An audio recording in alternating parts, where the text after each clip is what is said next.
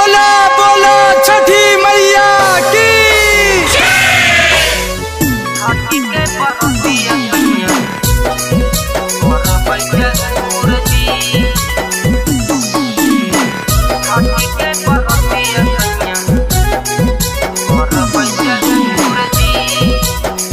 Manish recording studio Halsi. Copy का महीना मसैया अब नहीं है दूर जी। कॉपी का महीना मसैया अब नहीं है दूर जी।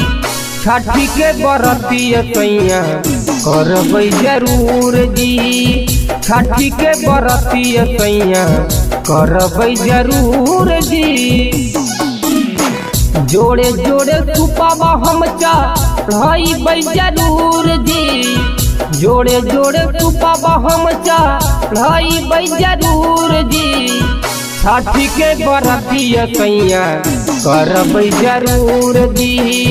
छठी के बरतिया सैया करबै जरूर जी।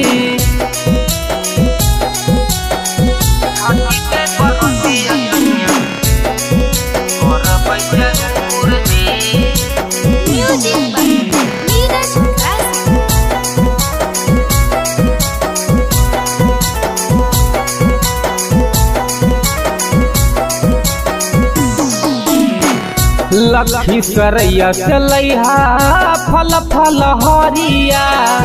हलसी बजरिया चलैहा धोतिया पियरिया।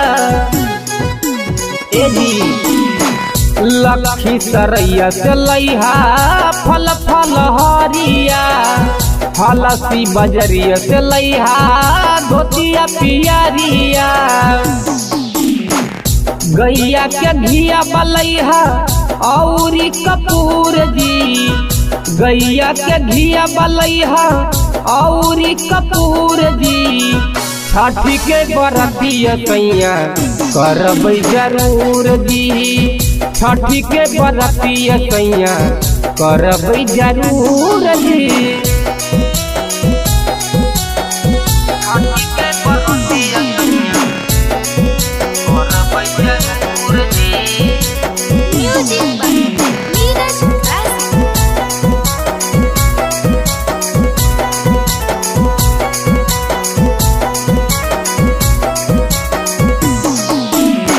माथा बापर दौरा लेके जइहा छठी घाटिया।